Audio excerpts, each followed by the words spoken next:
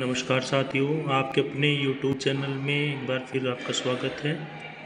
आज हम जो है सेकेंड इसमें लास्ट जो पेपर है हियरिंग इम्पेयरमेंट वालों का, जो diploma in special education first year के बच्चे हैं और हियरिंग इम्पेयरमेंट वाले, उनका जो लास्ट पेपर है curriculum strategy and adaptation for children with hearing impairment वाला जो पेपर है, इस पेपर में से सिर्फ लास्ट पेपर है। लास्ट पेपर को हम आज सॉल्व करेंगे। तो हमारे जो हियरिंग इम्पेयरमेंट वाले बच्चे हैं, उन फर्स्ट ईयर वाले, उनका हमारा जो है 6 क्वेश्चन पेपर है वो सॉल्व हो जाएंगे, जो उनके लिए यूज़फुल रहेंगे। तो वो कभी भी अपना जो है ना ओपन करके, वीडियो ओपन करके अपना देख सकते हैं, उसको समझ सकते हैं। तो वीडियो को शुरू करने से पहले जो स्टूडेंट न्यू जुड़े हैं वो अपना चैनल को लाइक शेयर सब्सक्राइब कर लें और अधिक से अधिक शेयर करें, जिससे कि जो student diploma in special education के स्टूडेंट हैं उन तक ये वीडियो पहुंच सके और वो अपना इसका लाभ ले सके। और ये जो पेपर रहेगा ये भी आप जो 45 मार्क्स का पेपर रहेगा, इसमें भी स्टूडेंट को 18 मार्क्स पासिंग के लाने होंगे, क्योंकि ये ज़रूरी होता है। ठीक है, क्योंकि 18 मार्क्स नहीं लेके आप आते तो वहाँ पे बैक वगैरह वो चीज़ें आपको फिर सामना करना होगा। तो उसके से पहले हमें कि उसकी तैयारी कर लें अच्छे से। तो हम मल्टीपल चॉइस क्वेश्चन में आ जाते हैं, जिसमें 3 मार्क्स के क्वेश्चन दिए गए, तीन क्वेश्चन दिए गए हैं। सबसे पहला क्वेश्चन है, what is the main goal of a need based curriculum. ठीक है, ये कह रहा है कि what is the main goal of a need based curriculum. ठीक है, तो वीडियो में लास्ट तक बने रहिएगा और जो क्वेश्चन सोल्व पेपर है वो आपको अच्छे से समझ में आ जाएगा।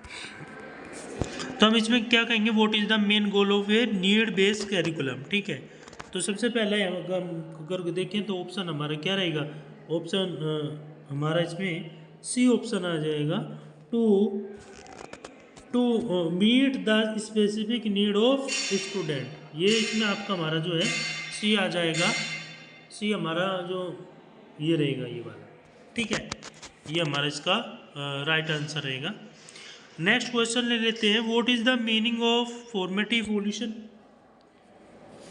ये कह रहा है कि what is the meaning of formative evolution, की जो रचनात्मक मूल्यांकन क्या क्या अर्थ है किसका। अब ये कह रहा है कि रचनात्मक मूल्यांकन का अर्थ बताइए। ठीक है, आपको क्या बताना है इसमें, आपको रचनात्मक मूल्यांकन का अर्थ बताना है। ठीक है, अर्थ में क्या बताएंगे इसमें, अगर देखते हैं तो ऑप्शन हमारा कौन सा होगा, तो हमारा ऑप्शन इसमें रहेगा सी, कि on going evolution during the learning process. ठीक है, कि सीखने की प्रक्रिया के दौरान निरंतर मूल्यांकन हो जाना। ठीक है, इसमें हमारा कौन सा आ जाएगा, इसमें हमारा आ जाएगा सी, ये हमारा आंसर आ जाएगा। तो इस पर आप थोड़ा सा ध्यान रखिएगा कि वो पूछ क्या रहा है, उसका अर्थ कह रहा है कि फॉर्मेटिव इवोल्यूशन बताइए। ये कह रहा है कि on going evolution during the learning process. बाकी सब क्या है, जो ए भी हमारा रोंग है, बी भी हमारा रोंग है, डी भी हमारा रोंग है। ठीक है, तो हमारा जो ऑप्शन सी है उसका करेक्ट आंसर है। नेक्स्ट क्वेश्चन लेके चलते हैं, what is the role of sign language in inclusive education for deaf children. ठीक है, ये कह रहा है कि जो बधिर बच्चों के लिए समावेशी शिक्षा में सांकेतिक भाषा की क्या भूमिका है, ये वाला जो क्वेश्चन है। ठीक है, ये कह रहा है कि जो बधिर बच्चे हैं, बधिर बच्चे के लिए समावेशी शिक्षा में सांकेतिक भाषा की क्या भूमिका है। अब यहाँ पे नजर डालते हैं ऑप्शन ए में, it replace all spoken language. Not, wrong answer रहेगा। It is not useful in classroom. Not, ये भी रॉन्ग क्वेश्चन है, रॉन्ग आंसर रहेगा। अब इसमें आ जाएगा, it support communication and learning. Right, ये हमारा जो है ना राइट रहेगा। जो हमारा पार्ट सी है, जो हमारा पार्ट इसमें जो ऑप्शन सी है वो हमारा ये करेक्ट रहेगा। ऑप्शन सी हमारा इसमें करेक्ट रहेगा। ये कह रहा है ना, इसको समझिए। ये कह रहा है it support communication and learning, संप्रेषण और सीखने में, यह संप्रेषण और सीखने में सहायता करता है। ठीक है, तो हमारा ऑप्शन क्या रहेगा? सी। नेक्स्ट क्वेश्चन की तरफ बढ़ते हैं। इसमें ट्रू फॉल्स के बारे में दे रखा है। ट्रू फॉल्स में हमारे दो क्वेश्चन आएंगे। Summative evolution is done continuously during the learning process. ये कह रहे हैं कि जो सीखने की प्रक्रिया के दौरान योगात्मक मूल्यांकन लगातार किया जाता है। ये क्वेश्चन, इसको समझने के लिए बस थोड़ा सा आपको है ना ध्यान लगाना पड़ेगा। ये कह रहा है कि जो सम्मेटिव इवोल्यूशन है उसके लिए जो प्रक्रिया की जा रही है, जो योगात्मक मूल्यांकन है, वो लगातार किया जाता है। तो इसमें हम आंसर लगाएंगे, ये रोंग रहेगा। क्या रहेगा? रोंग, नहीं किया जाएगा।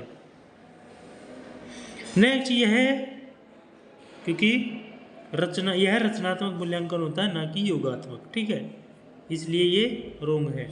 नेक्स्ट है universal design for learning. Universal design for learning यानी UDL promotes one size fits all teaching strategy. Universal design या एक सभी के लिए फिट अध्ययन सामग्री रणनीतियों को बढ़ावा देता है। तो ये भी हमारा क्या रहेगा? ये भी हमारा रोंग रहेगा। तो दोनों हमारे क्या है?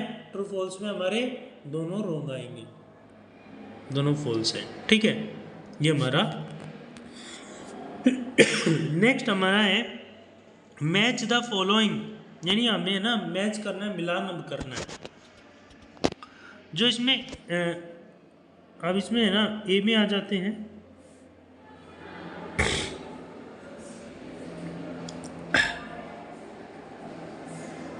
इसमें आ जाता है ए में।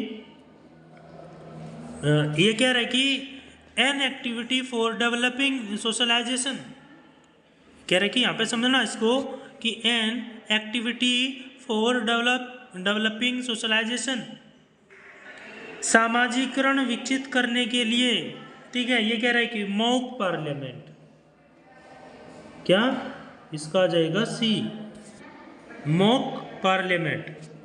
नेक्स्ट है N activity for developing citizenship, कि नागरिक विकास विकसित करने की, नागरिकता विकसित करने के लिए क्या करना होगा? किताबें पढ़ना, रीडिंग बुक्स। नेक्स्ट है E N activity for long development, दीर्घकालिक विकास के लिए। इसमें हमारा ए आ जाएगा drawing. N activity for recreation, मनोरंजन के लिए,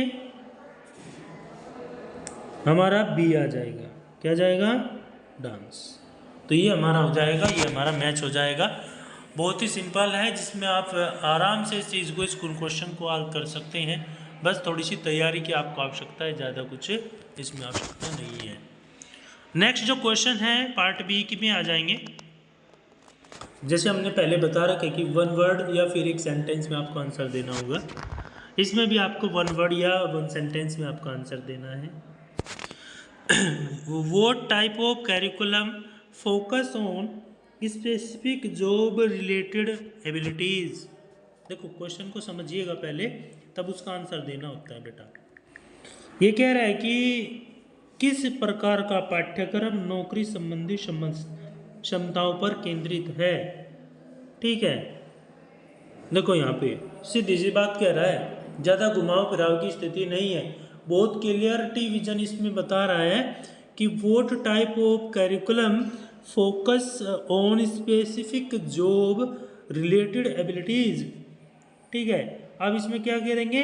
एक आंसर दे देंगे कौशल आधारित पाठ्यक्रम, यानी वोकेशनल पाठ्यक्रम। हम किसको? वोकेशनल कैरिकुलम, जो हमारे क्या लिए? हमारी जॉब से संबंधित हो, क्योंकि स्किल हम सीखेंगे तो वो चीज़ें सामने आएंगी, हम करेंगे, बढ़ावा मिलेगा। बढ़ावा मिलेगा तो हमारी जॉब अपॉर्चुनिटीज़ बढ़ेंगी, जॉब अपॉर्चुनिटीज़ बढ़ेगी तो हमारे जॉब रिलेटेड एबिलिटीज़ हमारी क्रिएट होंगी। नेक्स्ट है हमारा what is the first stage of curriculum planning. इसको समझिएगा सेकंड क्वेश्चन को। कि पाठ्यक्रम नियोजन का पहला चरण है क्या, कि फर्स्ट स्टेप है क्या, आवश्यकताओं का विश्लेषण करना, जो नीड है उनका असेसमेंट कर लेना। ठीक है, नीड के आधार पर, आवश्यकताओं के आधार पर असेसमेंट कर लेना, नियोजन कर लेना या विश्लेषण कर लेना। नेक्स्ट क्वेश्चन आ जाते हैं, which curriculum method is use widely in early childhood education and emphasis sensory learning. Fourth question देखिए, फोर्थ क्वेश्चन क्या रहा है, क्या कह रहा है फोर्थ क्वेश्चन कि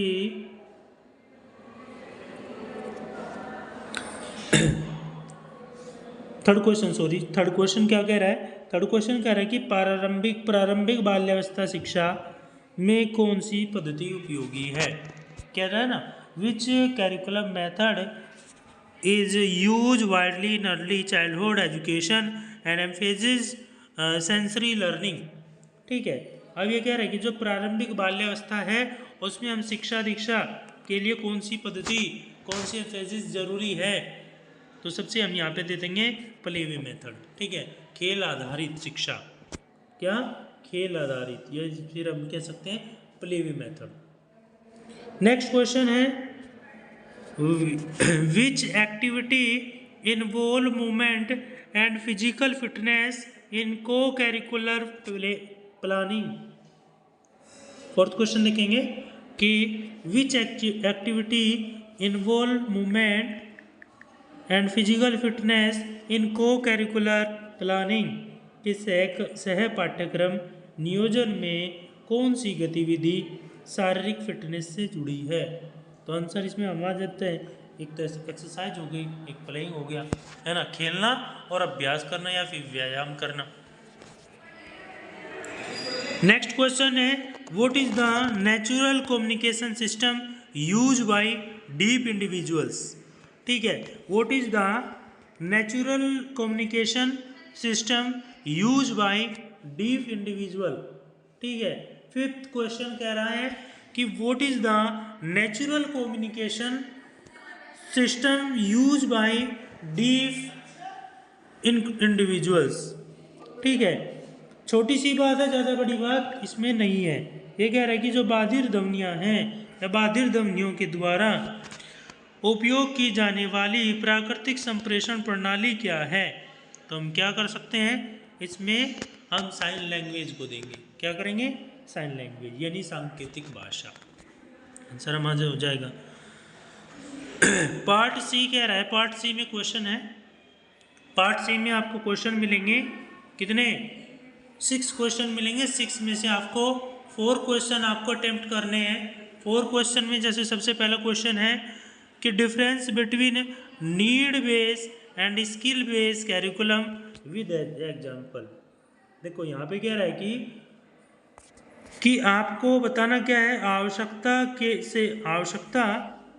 ठीक है, स्किल बेस कैरिकुलम, कौशल आधारित पाठ्यक्रम, आवश्यकता के अनुरूप कौशल आधारित पाठ्यक्रम, और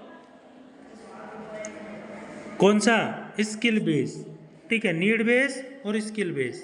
ठीक है, एक तो आवश्यकता पर आधारित, एक कौशल पर आधारित पाठ्यक्रम के बीच अंतर बताना है। ठीक है, और साथ ही साथ उसके उदाहरण भी देना है, क्योंकि आवश्यकता पर आधारित और नीड बेस पर आधारित जो भी पाठ्यक्रम होगा वो ज़रूरतों पर आधारित होगा। जैसे नीड होगी उसी के अनुसार वो पाठ्यक्रम तैयार किया जाएगा, पाठ्यक्रम बताया जाएगा। ठीक है, कौशल आधारित क्या है, जिसमें हम एम्प्लॉयमेंट बढ़ेगा, स्किल्स, है ना, स्किल डेवलप होंगी। ठीक है, स्किल डेवलपमेंट होगी तो हम कोई भी काम कर सकते हैं, रोजगार हमें मिलने की संभावना है। पहला व्यक्तिगत होता है और दूसरा होता है व्यावसायिक। ठीक है, एक तो पर्सनालिटी को लेकर के चलता है। ठीक है, एक चल रहा है सिर्फ क्या, किसको लेकर के, प्रोफेशन को लेकर के, व्यवसाय को लेकर के, बस ये अंतर इसमें होता है। बाकी हम इसमें अपनी जो फंडामेंटल चीज़ें हैं उसको हम इनको इसमें इन्वॉल्व कर सकते हैं, और चीज़ें में हम इन्वॉल्व कर सकते हैं, इसको आराम से ही हमारा हो जाएगा। बस ध्यान ये रखना है कि वो अंतर जो पूछ रहा है, जो डिफरेंस पूछ रहा है, वो नीड बेस कैरिकुलम पर है स्किल बेस्ड कैरिकुलम पर है, किस बेस पर है, वो सबसे ज़्यादा जरूरी है। नेक्स्ट क्वेश्चन है curricular needs of children with hearing impairment. ठीक है, अब यहाँ पे जो विविध आवश्यकता वाले बच्चे हैं उनके लिए है, जो श्रवण बाधित बच्चे हैं उनके लिए जो पाठ्यक्रम आवश्यकताएं वो बतानी है। ठीक है, सबसे पहले है विजुअल एड्स। ठीक है, विजुअल एड्स हो गया। दूसरा यूज ऑफ साइन लैंग्वेज यानी सांकेतिक भाषा का उपयोग हो गया। इजी लैंग्वेज या फिर आईपी को यूज कर देते हैं, इंडिविजुअलाइज एजुकेशनल प्रोग्राम को, यानी व्यक्तिगत शिक्षण योजना को यहाँ पे यूज कर सकते हैं। ठीक है, तो आईपी को यहाँ पे यूज कर लेंगे, इजी लैंग्वेज को यूज कर लेंगे, विजुअल एड को यूज कर लेंगे, यूज ऑफ साइन लैंग्वेज को यूज कर लेंगे। तो बच्चे के लिए क्या है, जो श्रवण बाधित बच्चे उनके लिए ये पाठ्यक्रम आवश्यकताएं हैं। नेक्स्ट क्वेश्चन है importance of curriculum adaptation at the elementary level. अब यहाँ पे क्वेश्चन थर्ड क्वेश्चन देखना कि प्राथमिक स्तर पर किस पर, प्राथमिक स्तर पर पाठ्यक्रम अनुकूलन का महत्व है क्या। कैरिकुलम एडेप्टेशन कह रहा है ना, पाठ्यक्रम अनुकूलन, तो उस पर बात करते हैं। मतलब जैसे जैसे पाठ्यक्रम का अनुकूलन बढ़ेगा वैसे वैसे उसकी महत्वता को भी बढ़ावा दिया जाएगा, क्यों, जो प्राथमिक स्तर पर होंगी। सबसे पहली तो होगी इसमें जैसे कि बच्चे की अंडरस्टैंडिंग पावर को मजबूत करना, बच्चे की समझ को बढ़ाना। सीखना आसान होता है, क्या होता है, सीखना, लर्निंग जो स्किल्स होंगी वो बहुत ही आसान हो जाएंगी। और दूसरा इसमें एक कंडीशन और हो जाएंगी, सभी बच्चों को आपको इन्वॉल्व करके लेके चलना है। क्या करना है, सभी बच्चों को आपको इन्वॉल्व करना है। क्या करना है, इन्वॉल्व करके चलना है। फोर्थ क्वेश्चन है इसमें need for evolution in curricular activities, कि सह पाठ्यक्रम गतिविधियों में मूल्यांकन की आवश्यकता क्या है। सह पाठ्यक्रम गतिविधियों में मूल्यांकन की आवश्यकता क्या है। अब यहाँ पे मूल्यांकन की आवश्यकता क्यों है, क्योंकि बच्चे का सर्वांगीण विकास होना है। क्या होना है, बच्चे का सर्वांगीण विकास होना है, तो जिससे के लिए आकलन जरूरी होता है। प्रतिभा पहचानने में मदद होना। ठीक है, अब बच्चे की एबिलिटी क्या है, उसको आइडेंटिफाई करना है। ठीक है, वो भी इसमें हम इंक्लूड कर सकते हैं। अब दूसरा जो भी हम सजेशन दे सकते हैं कि क्या सुधार किया जा सकता है, क्या इसमें और चीज़ें बेहतर की जा सकती हैं, वो चीज़ें हम इसमें इन्वॉल्व कर सकते हैं। तो इसमें आपको 4 क्वेश्चन करने हैं, 6 में से 4 क्वेश्चन।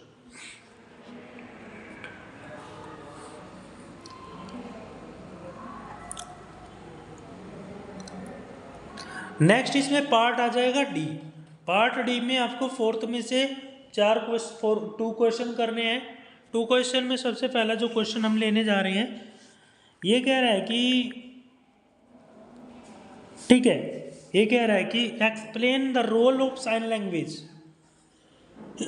सांकेतिक भाषा की भूमिका और बाइलिंगुअलिज्म इन डीफ एजुकेशन,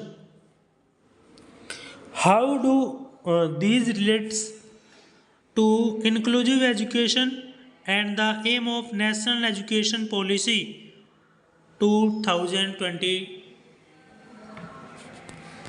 ये कह रहा है कि 2020 की जो पॉलिसी है, जो नेशनल एजुकेशन पॉलिसी है, उसके बारे में देना है। अब सबसे पहले यहाँ पे दे देते हैं कि सांकेतिक भाषा और द्विभाषिका की भूमिका क्या है। ठीक है, उसके बारे में यहाँ पे दे सकते हैं। जैसे साइन लैंग्वेज किसके लिए, जो हियरिंग इम्पेयरमेंट वाले बच्चे हैं उनके लिए क्या है, एक प्रकार से एक मेन जो कम्युनिकेट का मेथड है वो यहाँ पे आ जाएगा। साइन लैंग्वेज प्लस हम रिटिन लैंग्वेज को हम यूज कर सकते हैं, यहाँ पे लिख करके बच्चों को बता सकते हैं, साइन लैंग्वेज को यूज कर सकते हैं, रिटिन लैंग्वेज को हम यहाँ पे यूज कर सकते हैं। लिखित में बच्चों को है ना बता देंगे, लिखित में हम उसको दिखा सकते हैं, वो देख लेगा, देख तो सकता है ना। अगर बच्चा बाधिर है तो वो देख पाएगा तो उसको सोल्व करने की कोशिश करेगा। ठीक है, और प्लस साथ साथ हम साइन लैंग्वेज को यूज करेंगे। नेक्स्ट है समावेशी शिक्षा, ठीक है, यहाँ पे इनक्लूसिव एजुकेशन का भी रोल होगा। और इसमें NEP 2020 समावेशी शिक्षा को बढ़ावा मिलेगा, ठीक है। अब क्या करना है, इनक्लूसिव एजुकेशन IEP, इसमें हम क्या करेंगे, इनक्लूसिव सेटअप तैयार करेंगे, जिसमें बच्चे को आप रिटन लैंग्वेज, जिसमें आप बच्चे को साइन लैंग्वेज, किसी बच्चे से कोई भेदभाव नहीं, है ना, वो चीज़ें यहाँ पे इन्वॉल्व करके लेके चलेंगे। ये जो चीज़ें है ना, ये थोड़ी थोड़ी ये चीज़ें मैं इसलिए बता रहा हूँ कि आपको एक हिंट मिल जाता है कि आपके लिए यूजफुल हो जाएगा ये। तो वीडियो अगर अच्छी लगी है तो उसको ज़्यादा से ज़्यादा शेयर करें और लोग जो स्टूडेंट्स हैं उन तक भेजने का कोशिश करें। नेक्स्ट क्वेश्चन है, describe formative and summative evaluations with example. Describe how evaluation is executed and its relevance to curricular activities. ये कह रहा है कि रचनात्मक और योगात्मक मूल्यांकन है क्या। फॉर्मेटिव क्या है, फॉर्मेटिव होता है जब हम किस चीज़ को सीख रहे होते हैं, ठीक है, वो होता है सीखने के दौरान, क्या होता है, इसको बोलते हैं हम फॉर्मेटिव यानी रचनात्मक। और योगात्मक क्या होता है, जो अंत में, ठीक है, जो क्या है अंत में, या फिर हम इसको को करिकुलर एक्टिविटी के तहत हम कर सकते हैं, ठीक है। हमने कोई चीज़ सीखी, उसको हम क्या कर रहे हैं, प्रेजेंट कर रहे हैं, आगे दिखा रहे हैं, बता रहे हैं। जो बताने की हमारी जो कोशिशें हैं वो तमाम अच्छी रहेंगी और एक बेहतर विकल्प खुल करके सामने आता है, ठीक है। और जिससे कि जो डेमोस्ट्रेटिव मेथड होगा उसमें क्या है, हम सिर्फ क्या करते हैं, उसमें ये नहीं करते कि हमने वो कोई काम किया और उसका आधा अधूरा छोड़ दिया, उसको फिर उसका क्या होना है, उसका इवोल्यूशन भी होना है, क्या है, उसी दिन होना है। और एक प्रोग्रेसिव रिपोर्ट भी ये तरीका तैयार करता है, क्योंकि जैसे जैसे हम कोई चीज़ सीखते हैं वैसे वैसे हमारा इवोल्यूशन होता है, ठीक है। जब हमारा इवोल्यूशन नहीं होता है तो हम वो चीज़ नहीं सीख पाते। अगर हमें किसी का क्राइटेरिया जानना होता है, किसी के बारे में जानना होता है, तो हम क्या करते हैं, उसको रिवोल्यूट करते हैं कि हाँ क्या ये कितना सीखा है, कितना जाना है इसने। जैसे टेस्ट ले लिया है ना, बीच में बोल दिया कि आपका ना ये चीज़ याद लर्न करके आनी है, कल हम पूछेंगे कि आपको ये चीज़ क्या करके आनी है, लर्न करके आनी है, हम आपसे कल पूछेंगे, आपसे जानेंगे, तो वो चीज़ें इसमें आ जाती हैं। ये छोटी छोटी चीज़ें हैं, ये हमारा हमारा फर्स्ट ईयर का जो है कंप्लीट हो जाता है। इसमें आपका कोई क्वेश्चन आता है तो आप कमेंट सेक्शन में डाल के अपना क्वेश्चन डाल दीजिए, जिससे कि हम जो नेक्स्ट वीडियो है उसमें हम आपका क्वेश्चन दे सकें। Thank you.